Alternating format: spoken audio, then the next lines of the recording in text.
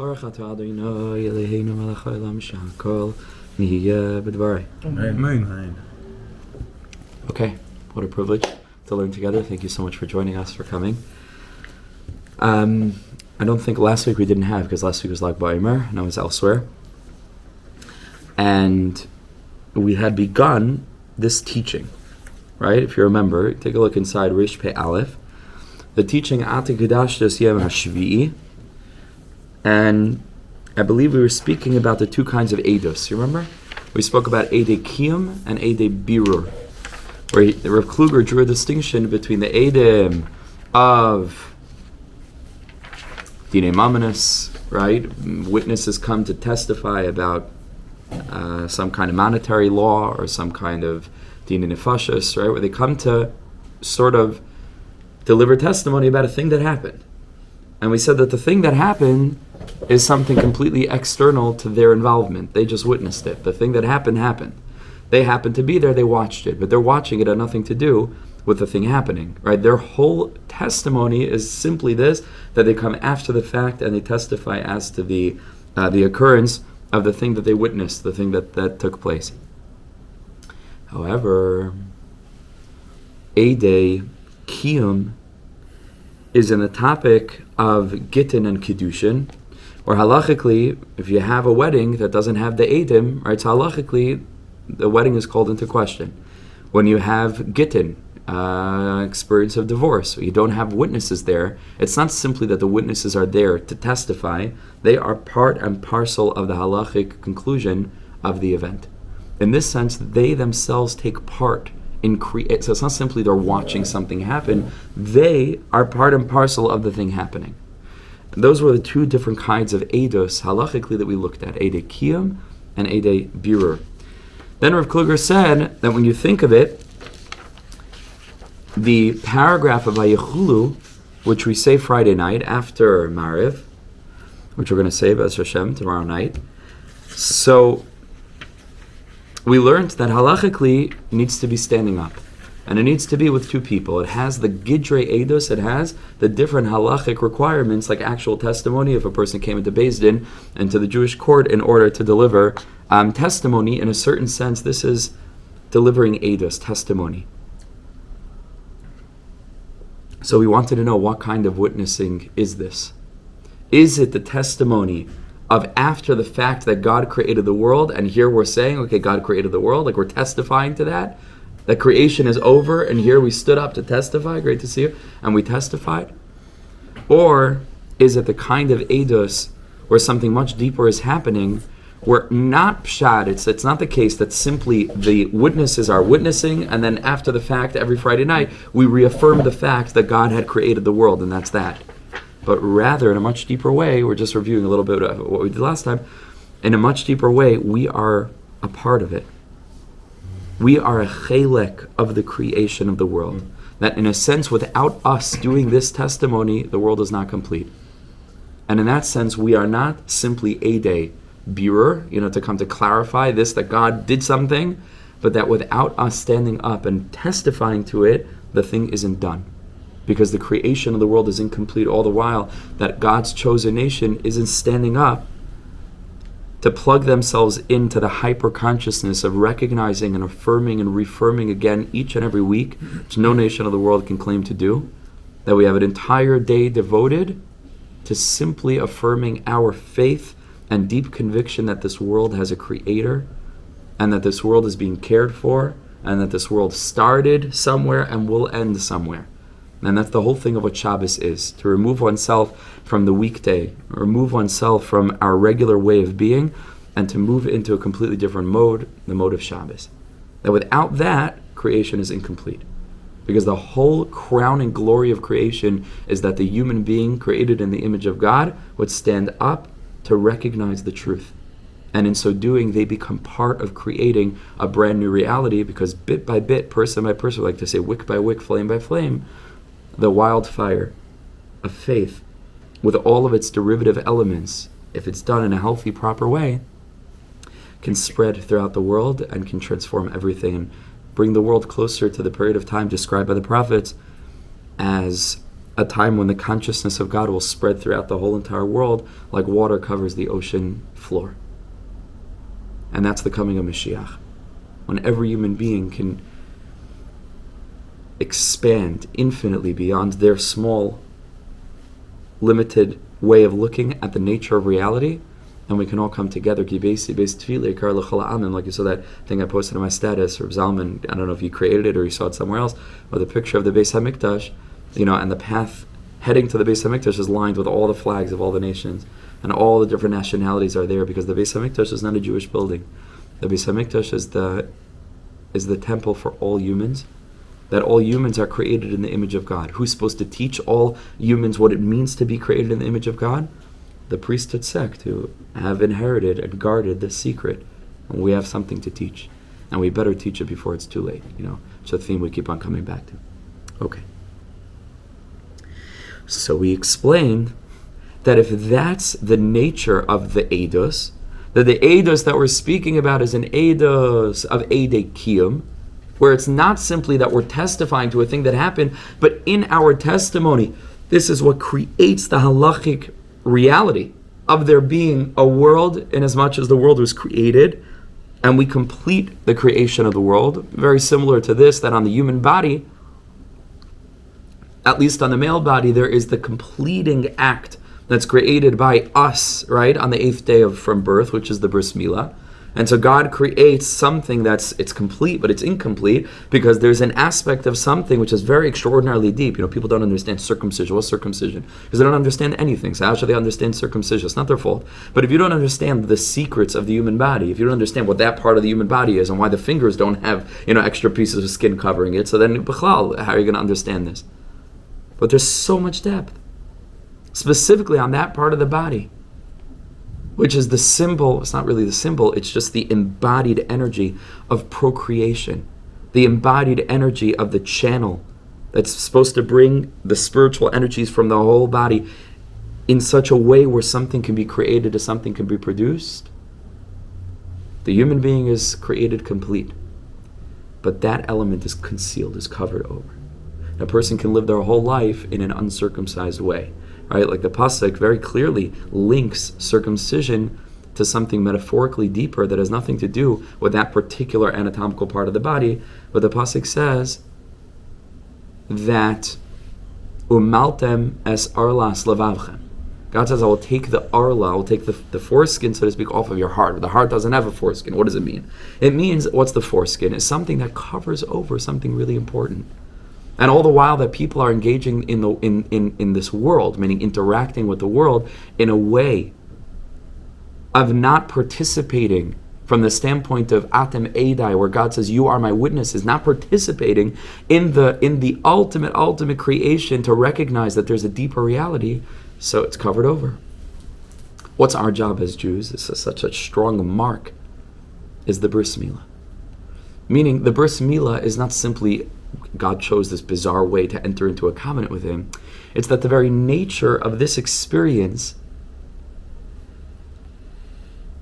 symbolically sort of embodies the nature of the covenant, the nature of the relationship, where God says, I chose you to be people who are peeling back all the layers all the time. That in every mitzvah you do, it's a little bit of a bris milah. In every way that you interact with nature, it's a bris milah, because you're peeling off the covering that's preventing God's light from shining into the world by virtue of us taking this world all too seriously. So the Gemara records a conversation between one of the Tanoim and I believe some royal figure who was challenging him and saying, whose work is more perfect, God's or the human beings? And the Tana said the human being, because God created the human body not complete, right, or too complete, but not complete, with too much on it. And it's our job to go ahead and to peel off that layer. In that sense, we complete creation. So it's a very, very similar thing to the Eidos Friday night. because the whole world otherwise has an arla on it.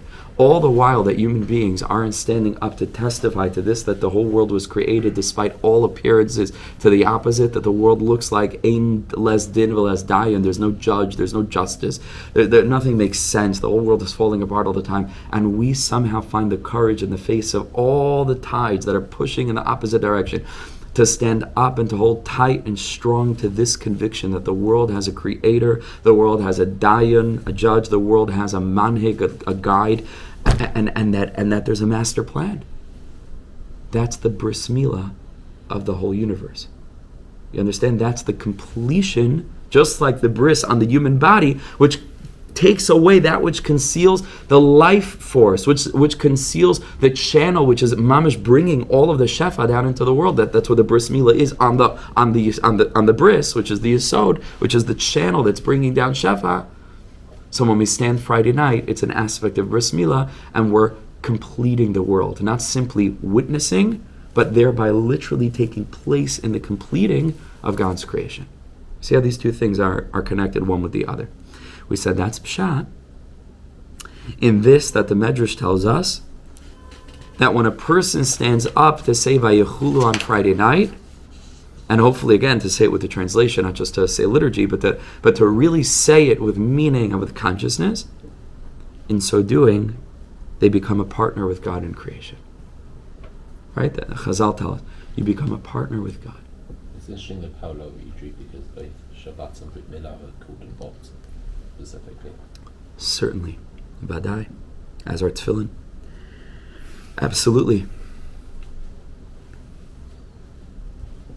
That's right. To reveal the ot, to reveal the sign, the reality that there's something deeper in creation. Okay, so now let's go back inside. Take a look at Reish Pei Beis, and take a look at the left-hand column. Yeah. I think last time you stressed the significance of when you say Vayechulu, that because we are Edom, that you should have two people together saying it. Yes, two or more. And you were talking about the Vayechulu after davening in shul. Nachon. So if someone doesn't go to shul and theoretically is able to testify but doesn't testify, that's a problem. Yes. And then if he's not able to say Vayechulu with another adult man at home, that's then a bigger problem. No.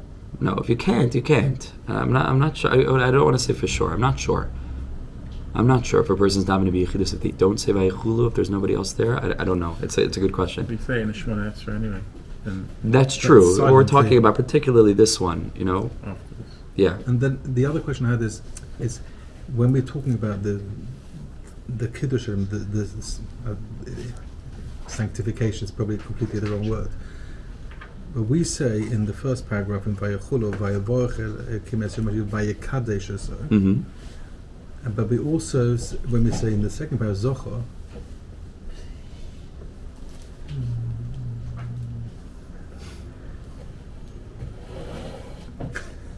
we also have a command that we should be Mekadesh it. So Hashem is Mekadesh, and we also commanded to be Mekadesh. I'm a Mekadesh Shabi. No?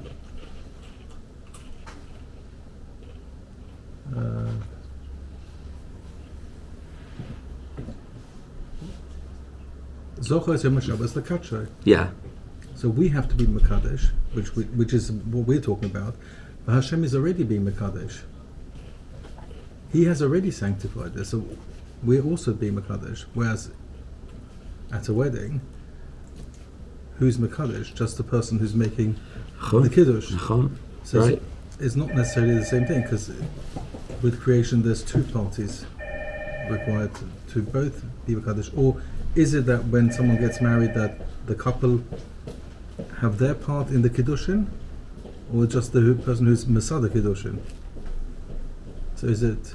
I think there are various aspects. I think there are both aspects are true.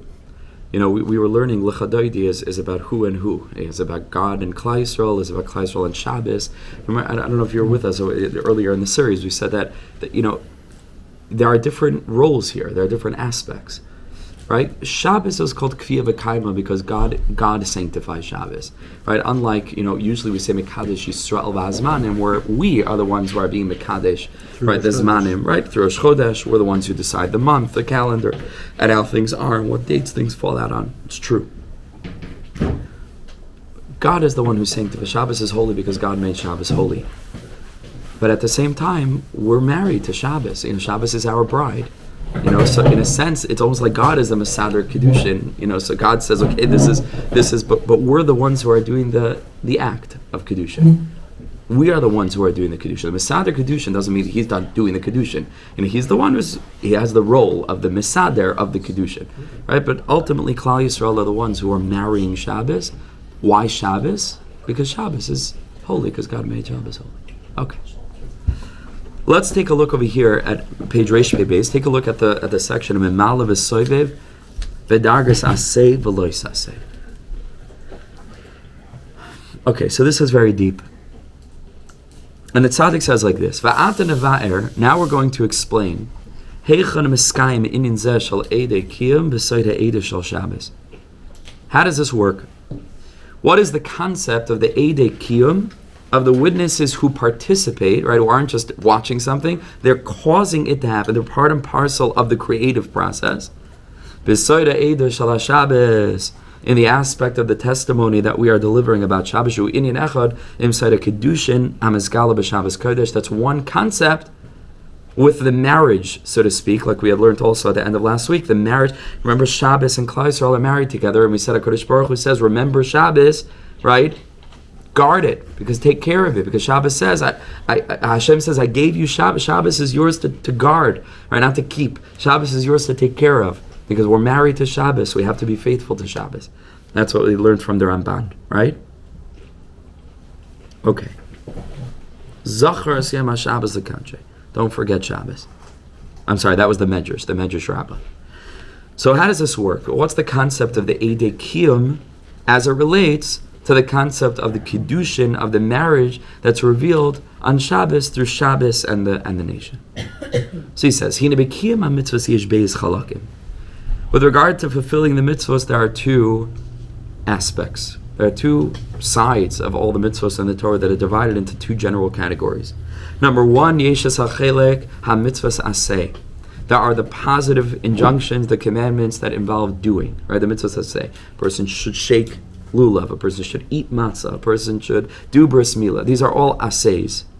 And the yesh, of course, there's also the chelek of the los aseis, right, which are many of the Ten Commandments, right? Lo signov, lo, not to murder, not to steal, not to, etc. All the lo. Positive and, let's say, negative commandments, even though it's, unless a person understands what you're talking about, positive and negative sounds strange. They're all positive, but we mean aseh and lo aseh. Says Rav Kluger, the ikar hayichud elyon hanasa b'kiyam hamitzvos al yedei kach hu b'sheva al taseh. He says the primary unification that's being brought about through our doing of the mitzvahs is specifically in the category of the los asehs, which is very interesting, is the things that we don't do. Ki bechelek kum va'aseh, because in the aspect of the mitzvahs where there's something to do and there's a chayfetz of the mitzvah, there's something, there's tefillin to put on, there's tzitzis to wear, there's something active to be engaged with. Yesh levush legilei elokos begvul amida. Then there's already a limitation of the godliness that's expressed through God's will that his nation engage with these experiences, because you can hold it, you can feel it. The person has tzitzis, you feel them, they're on you. Person wears tefillin, there's something to hold, right? Dalid minim, literally. Lekach them, you should take them into your hands. There's a chayfetz, there's nikitas chayfetz of the mitzvah. And there's a very specific there's a specific time to do that mitzvah. There's many mitzvahs, there's specific places to do that mitzvah. This week's parsha, we're learning about Shemitah, Yovel. Things have specific, they're right, there are limited things. But generally, there's no specific time for lo signov, not to steal. It's just, and there's no, particular object or circumstance. It's everything all the time. Which is not, usually we'd think it's the opposite, right? We think the thing that's much more potent is the thing that you do, as opposed to the thing that you're mekayim it by not doing. Like a person doesn't even have to be conscious of it. If a person never steals anything, they were mekayim lo signal their whole life. Just the fact that they didn't do it. Says Rav Kluger, that's a much higher light because it's infinite. It's not limited. It's the or of a yichud that's coming from a place that's beyond limitation. Ach b'mitzvahs losa say nasa agila elikus beheder asiyas hara behepech ritzoni yizbarach shehergish zeh ein bo gvul umida. In the mitzvahs losa say the things that God says not to do, to withhold from, it's a revelation of godliness without doing anything, withholding back from doing that which is opposed to the will of the divine. And this is infinite. This is infinite. Ben doesn't like it. What do you think? No, I don't know. Like, I just, what should I understand? Do you mean to say that, like, so to speak, like, in the same way we say, like, the whole world is filled with God, like, the whole world is filled with do not murder, but Arba Minim is only, well, temporally limited to, that's right, to 7 days a year, so therefore is in a certain way a 50th as important as do not murder. No. Nobody said the word important. No. We're saying that no. We're saying that there is a particular revelation of godliness that's manifest in this mitzvah, that because it relates to, let's say you chose, let's say, a specific time, it's also a specific object, right? And it's a very specific methodology of how to do or what to do. There's the introduction of limit in that sugya, right? As it relates to that mitzvah thing, there are limitations. There are constrictions. Those constrictions don't exist in the revelation of the mitzvahs that are lo sases. Those things are without gvul umida. What does that mean? Is it less important? Chas v'shalom. They're both absolutely equally important, and all the mitzvahs are the same. You know, Talmud Torah is something different. Maybe Tzitzis is also Geneged Kulam. Shabbos is Geneged Kulam. Fine, but generally speaking, all the mitzvahs share in that same element of crucial importance. He's speaking about the spiritual illumination that these things reflect, right? How to put that into words, how to be magdir that. Maybe he'll do that in the next paragraph.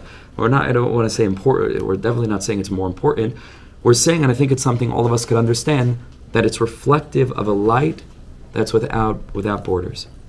And the mitzvah saseh is something where it's much more limited.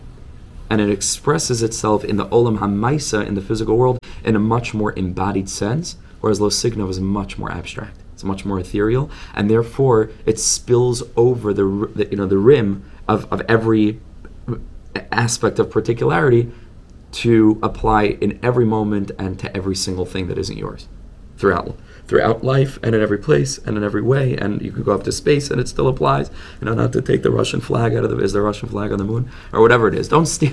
Whatever wherever you go, lo signo is in application, and that's a big light. It's a big spiritual revelation. I was going to ask a question, and then I think the answer is a bit obvious, which can even bring more light to what you said to this conversation, and that is more light. There is not more light. Why not? I thought to myself. I was thinking, wait, there are loisases that are time bound. Shabbos, Shvisa Shabbos, Shvisas Shmita. Yeah. No, but still, not still. Yeah, Pesach, exactly, etc. But that's not the point. The point's not that they're stunned. When they're in that time, you said a good lashon that it spills. The whole identity of what you're doing is I am not doing this, and that is bli gevul, meaning he's going to explain. He's going to let's see how he's going to talk. He just said one sentence. Let's see how he explains this. But you're 1,000% right.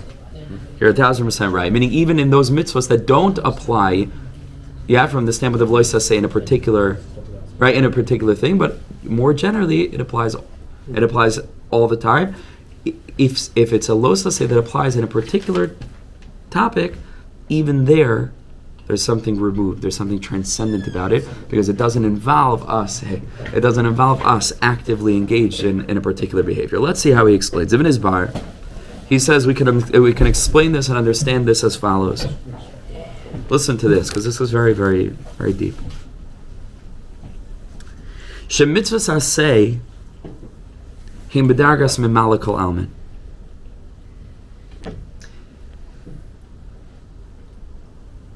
The active mitzvahs of doing are reflective of the energy of HaKadosh Baruch Hu's manifestation in the world on the level of what's called Memaleh Kol Almin, where God fills all worlds. Because we might be familiar with the Zohar. Hey, great to see you. The Zohar Kadosh says that God is Memaleh Kol Almin ve Soveiv Kol Almin. God fills all worlds. God surrounds all worlds. So those two elements matter. Right? They actually matter because all matter emerges from godliness, but that's not what I mean. They matter because they're obviously not the same thing, right? The Zohar means to express that there's a way that God is revealed on the level of surrounding light, and there's a way that God is revealed through the internal, through the filling light. And what is the filling light, and what is the surrounding light? I'll just mention it because it's so important. The difference between the two kinds of tzitzis that we wear, which is the talis, and then the talis katan, which generally goes by most people, even Hasidim that wear it over the shirt, but they usually wear a jacket over it. But it goes under the garments, and one we're allowed to bring into a bathroom, and one we're not, right? Which is the talis katan that a person can have to take off your tzitzis every time a person needs to use the restroom. Thank you, Hashem.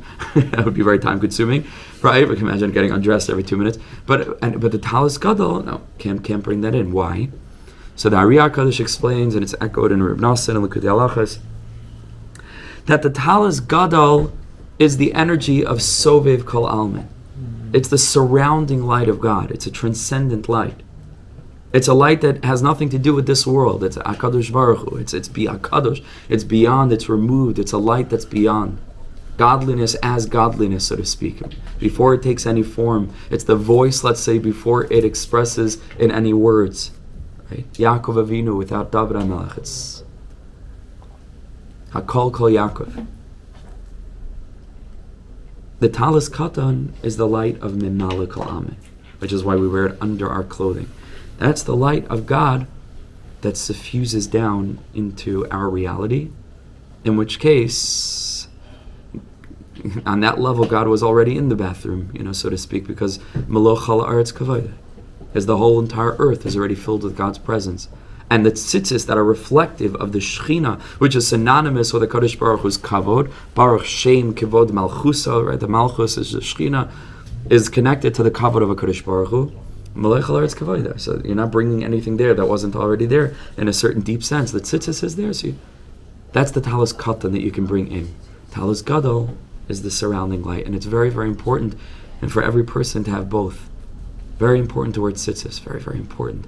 A person can wear tzitzis, so all of a sudden you have with you the whole time the filling light of God, and it's under your garments, and it's so personal and present. And then when you're both wearing talis katan, and then let's say on Shabbos, or a person is say tefillah shachars, a person's wrapping in the talis.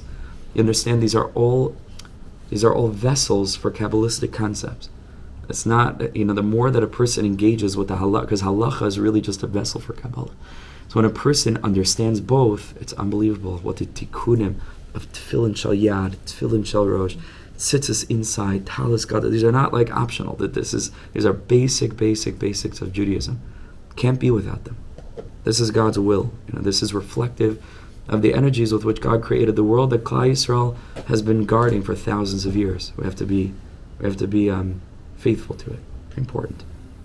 Talis Katan, Talis Gadol.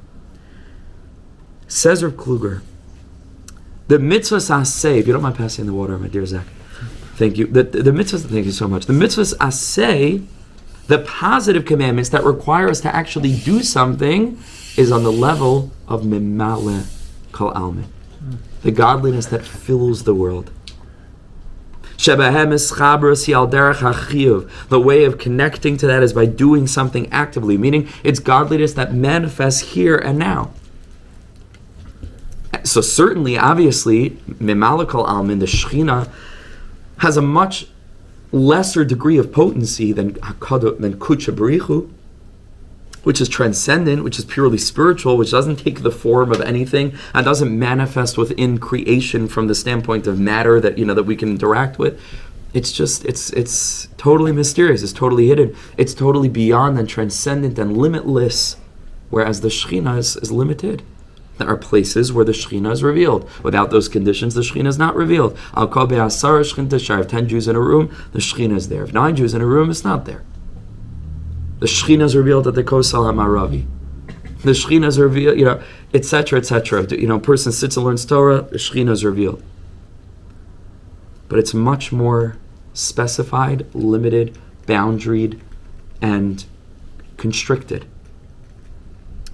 But he says, mitzvahs lo saseh, but the mitzvahs that are the lo saseh, where a person fulfills something without doing anything in the physical world, but by withholding from doing a thing, heim b'dargas Soveiv kol almin. It's unbelievable. Those mitzvahs are reflecting a limitless energy of the surrounding light of the divine. Because you can't hold anything. You can't point to it. Which is an incredible thing, because that means that withholding from being is in a certain sense channeling a loftier light than the actual doing of things. Now, it's not one or the other. God wants both.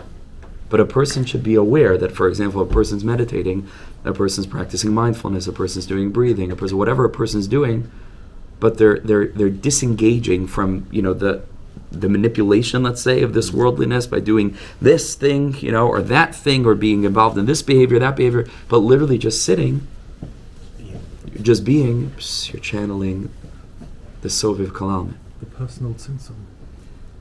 Without the personal tzimtzum, right? No, because you are not doing something. Oh, you're saying being mitzamtzim yourself? Yes. Sure. Being mitzamtzim our own selves makes a greater vessel, exactly, to receive boundless light and boundless spiritual energy. Which is in a certain sense the flip of the way that you'd think about it, because you'd think that spiritual potency is you go do so, you put on tefillin, and there's potency there, because the whole inyan is that God wanted that we should reveal His presence here in this world, but we should also understand the spiritual value of not doing anything. That's bittul. A bittul, yeah. On the bikes, where you have a dynamo light, whereby the level of effort of your thing, it creates light. So however much we're pushing against ourselves to not sin, that creates light in the vessel. It's really, really nice. But I would say in a certain sense, that parable is not exactly similar, because on the bike, you need to pedal in order to get the light to go on. Over here, we're saying an even deeper thing, that there's 2 ways to get the light to go on. I might need to run away from something. Oh, to run away. Okay, fine. Fair enough. Fair enough. You want to get technical in the actual mashal. It's the tiny bike that the pedals work backwards to, okay. Fine, but I'm talking about, if you wanted to say, because that's the chiddush, that's the novelty that's not expected, is that we actually generate a tremendous amount of energy by simply not doing anything at all. Unbelievable. Okay, let's just finish this paragraph. So he says, "Mitzvahs loisa seim v'dargas Soveiv kol almin." The loisa say, the withholding from doing, is channeling down a light of a surrounding light of Soveiv kol almin, that transcendent element akin to the talis gadol, right, to the talis that a person wears that surrounds their whole body from the outside. It's a makif, it's the ar makif, it's the surrounding light as opposed to the ar pnim. Shebehema ischabers yal derech hashlila. Our connection to these mitzvahs is by not doing something. As is known from the great Mikubalim, the greatest of the Mikubalim, the Arizal and Rav Shalom Sharabi. Listen to this. Listen to how he puts it. Shaloi saseh begar va'aseh bevav ksavos. The loy saseh, the non-doing mitzvahs, are rooted in gar, which is gimel reshin, which is chachma bina and das. They're rooted in that light that's completely beyond our reality of, if you pop the hood on creation, there you see, the master plan, but it doesn't reveal itself at all. Just like in our own anatomy, we have the element of a person's motivation and chachma, their big picture thinking, and bina, their particularized thinking, completely concealed in their brain, as opposed to the limbs, which are manifest as the right hand, the left hand, the torso, the left leg, the right leg, the right leg, the left leg, the bris, and so on. Totally hidden, Why? Because it's so lofty and it's so elevated that it's not part of our reality at all. Say the tzaddikim, Narizal Rashash, that's where the Lo Saseis come from. They're rooted in the hidden place. And the aspect of, if you want to go also into this, the aspect of Leah. Leah Imenu is the place of what's called the Alma de Iskasia, the hidden world.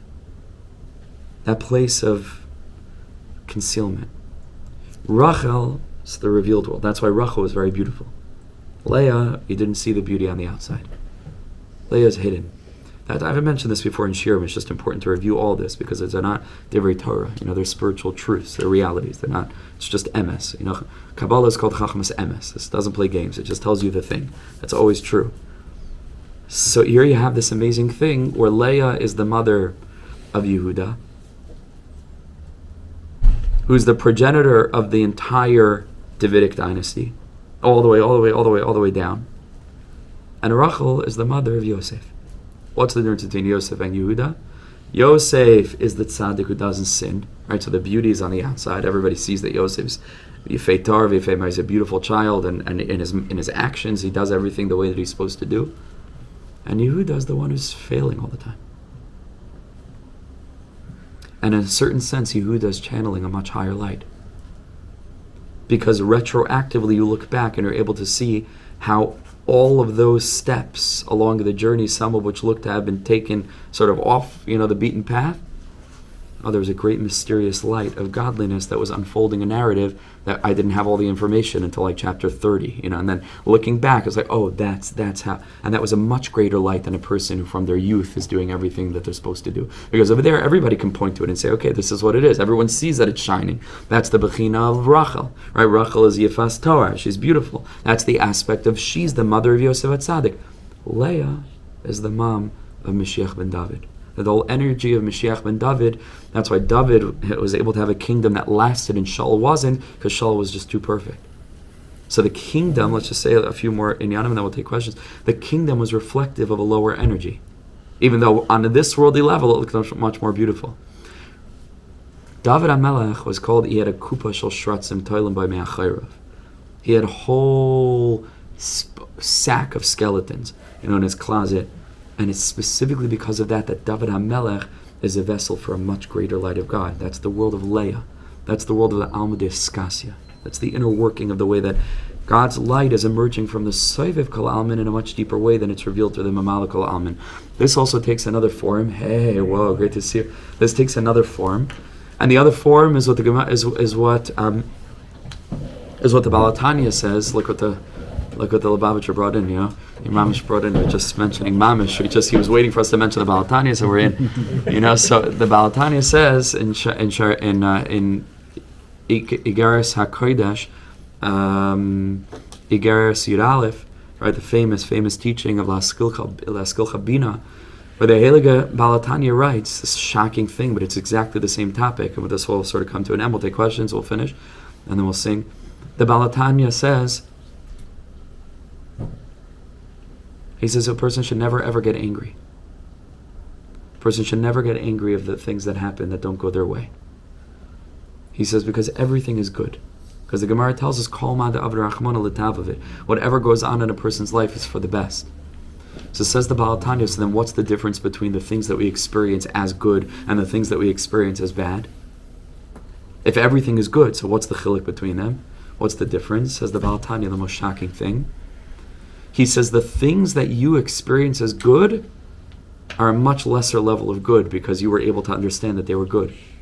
He says that things that happen to a person that seem the most bewildering and terrible and horrific, that literally subvert a person's plans, and Rabbis machshavas b'lev ish v'atzas Hashem, a person has lots of plans and things don't work out, says the Baal Tanya, it's so good that it's completely beyond your vessels. You can't even grasp it.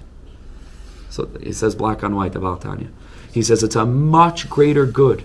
And even if you can't see it now, maybe you'll see it in a year. And if you can't see it in a year, you'll see it in a decade. You can't see it in a decade, people, B'ez Hashem, people live a long life, see a lot of things unfold in different stories and the way that they encounter each other and different people pop back into your life. And stories don't finish. Stories don't finish. I've seen this in my own very short life, now, in wondrous ways that I can only imagine. Now imagine a person who is coming down into the world in Gilgul after Gilgul and still tying things together from previous Gilgulim that we have no concept of?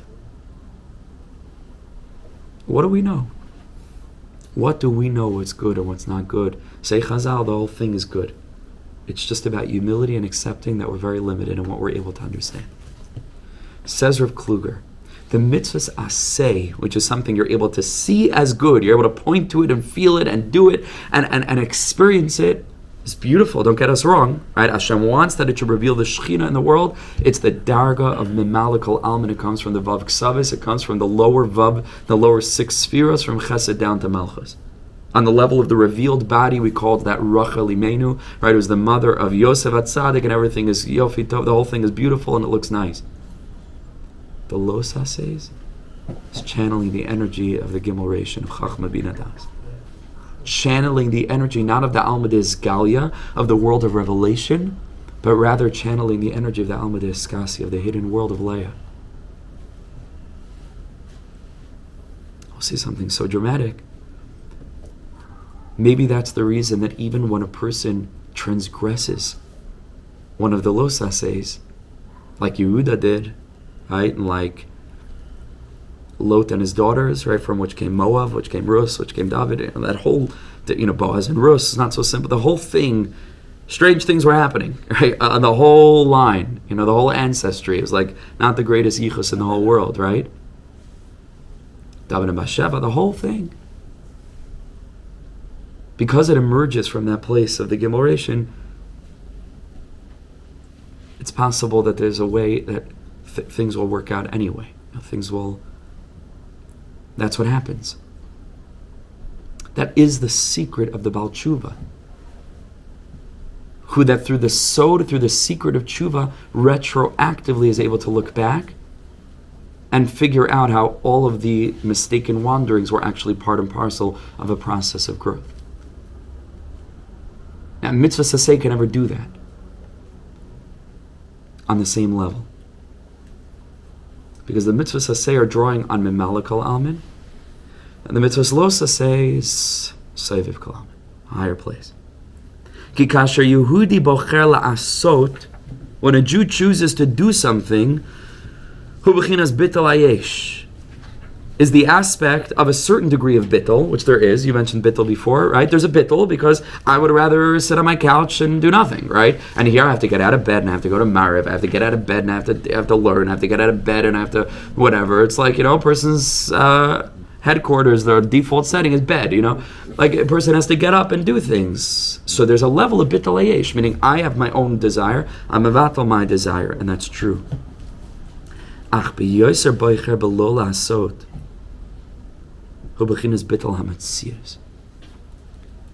But when a Jew chooses not simply that instead of doing one thing, I will do something else, right, which is the transference of a person's own interest in investing their efforts in one thing, so they'll invest their efforts in something else. When a person wants to, Chas v'shalom, a person should have a taiva to steal something. A person should have a taiva to look somewhere or to do something, and then they literally don't do it. It's a way higher level of bittul. He calls that bittul hametzias. That means that something that was supposed to take place in this world is now not taking place at all. You understand? It's not pshat that a person is channeling energy that would have been expressed in one thing and it's channeling now into something else. It's a shutdown of a person's whole expressivity. Bittul hametzias.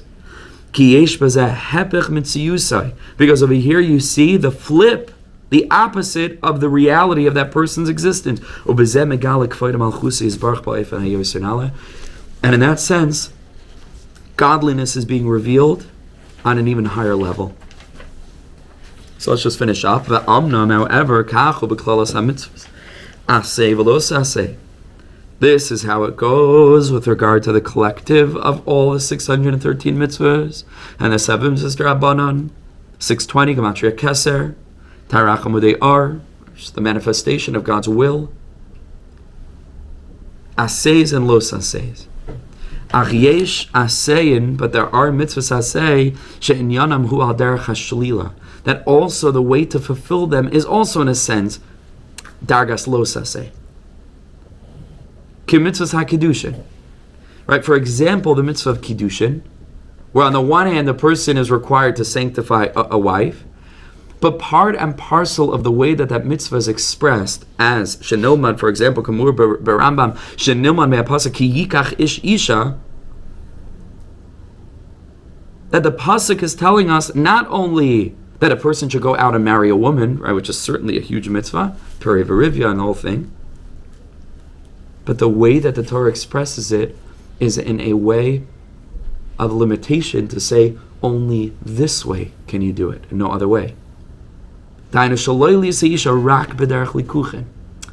it's not like the mitzvah of tefillin where there's a brand new revelation of godliness where nobody would have ever thought to take cow skin, turn it into a square, and put it on your head. Like it would never happen. And here comes HaKadosh Baruch Hu's will and reveals a brand new mitzvah, something brand new. No religions have like we have. Mitzvahs, they don't have mitzvahs. Spirituality, meditation, they all have mitzvahs, things to do, the actual things to do that come straight from God. Tzitzis, tefillin, dalet minim, like unheard of things that nobody ever did. Unbelievable. These are God's commandments that HaKadosh Baruch Hu wants that we should do. Basic doing. The mitzvahs. There are mitzvahs that say that it's a mitzvah if you do it in accordance with the Torah, but there were other options of how to do it, like the mitzvah of kiddushin, where a person can marry a woman in any one of a million ways.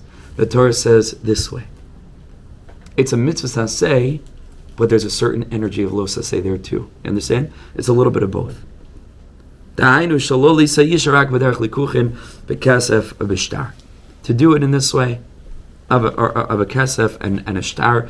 And of course we're going to see Be'ezras Hashem next week how this relates to Shabbos, which is all about kiddushin, that has the dual aspect of the aseh of Shabbos, but also the lo saseh of Shabbos, which is reflective of the dual energy of Memaleh kol almin and also the Soveiv kol almin, because the whole Shabbos is a day that we're trying to immerse ourselves in the reality of Ein Od Milvado. So earlier you Questions? Leah and does that mean that Mashiach and Yosef is going to be tidy and doing all the right things, and Mashiach and David might be scrappy and it's going to be coming out of a mess? If that's the right way. Mashiach ben Yosef and Mashiach ben David are huge topics. Huge topics, and the interpretation of what they are varies, and there are many different approaches to what they are. There is a level at which Mashiach ben Yosef is much more, I would say orderly. Mashiach ben Yosef is involved in laying the groundwork. Mashiach ben Yosef is associated usually with the body, right? It's associated with creating. That's why Rav Kook, for example, felt that Theodor Herzl, right, and the early Zionist movement was an aspect of the energy of Mashiach ben Yosef because it was laying the groundwork for what still is, we daven for it every day, but it's a little bit of a long way off, but we hope it's much closer than it seems, but that there will be the infusion of Mashiach ben David, which is spirituality, and that will really come down into the vessels of what's been constructed, shockingly in a certain sense, like how is that possible, but that was that approach. So there's definitely an aspect of that, where Mashiach ben Yosef is, for example, in the vision of Yecheskel, the bodies first come together, right? You remember all the dry bones, they're scattered all throughout the valley. The first thing that happens is that the bones assemble. And then all the flesh, right? You're familiar? And then the skin comes and the veins and everything comes together, huh? B'nai Ephraim, right? The B'nai Ephraim, I believe so. Yes, who left early. And that's also a very interesting sugya, because if you apply that, without getting to the whole thing, to Zionism, so then it's a bit of a mess, the whole thing. Anyway, but bottom line is, the bodies are fully formed, and then HaKadosh Baruch Hu says to Yecheskel, Hinavei ala ruach, now prophecy to the spirit. And then a ruach comes down mimarim, and it comes into the body, and it brings them to life. So in a certain sense, throughout exile, we've been maintaining our structural integrity from the standpoint of the guf. What we need now desperately, as we come closer and closer to Mashiach, is the infusion of soul. That's Mashiach ben David. That's the spirit that we're longing for, yearning for. That's why all of us are here tonight. We're looking for that. We're looking for connection. We're looking for spiritual clarity. We're looking for consciousness. We're looking for depth. We're looking for connection. That's Mashiach ben David. we learned under a mutual Rebbe, Benjamin Feldman. And The legend. Hey, all the best. Maybe take a thing of challah too. It's unfortunately not my wife's challah tonight. Unfortunately. All of a sudden everyone just gets up and leaves. Right? He's like, yeah, It's deliberately not your wife's children, just on the night to get things off the airport. Maybe it's all your fault, who knows? Yeah, anyway, okay. It's always the cholent that reflects the guest, right? So, I guess. Yeah. I guessed.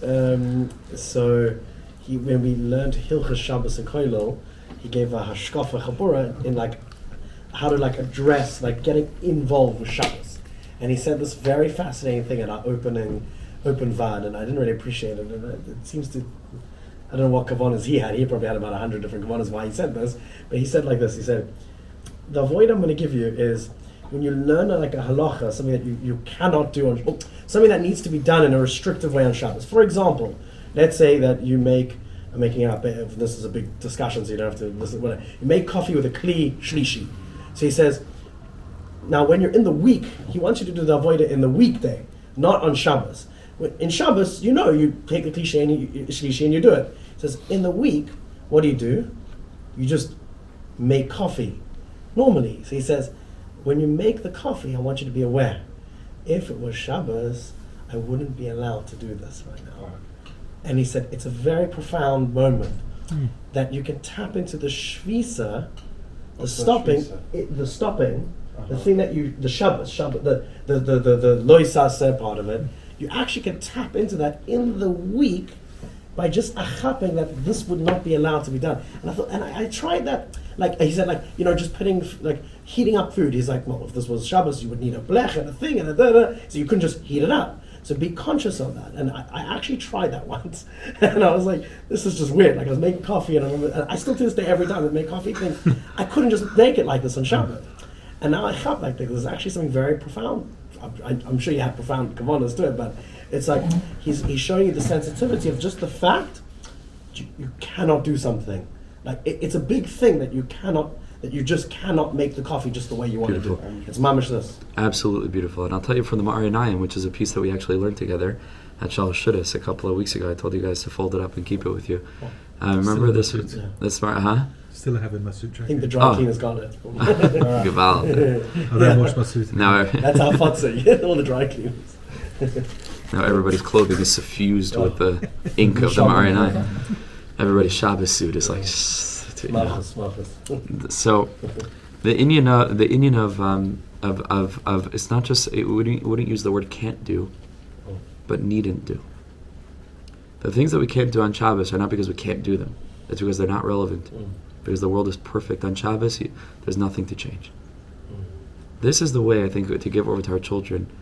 Shabbos is not like we can't do. We just don't need to do it. We don't need to do it. It's like, no, like there's this string that's sticking out of my tie, and like if I could just take the scissor and cut it, I was like, no, you don't need to. Because everything is perfect. You don't need to do a thing. You know that, yeah. Loisi voishi v'loisi kalmi, something that there is no Sunday coming in Shabbos. Yeah, it's a slightly different. Yeah, slightly different, but it's related. It's endless. It's a me'ein olam haba.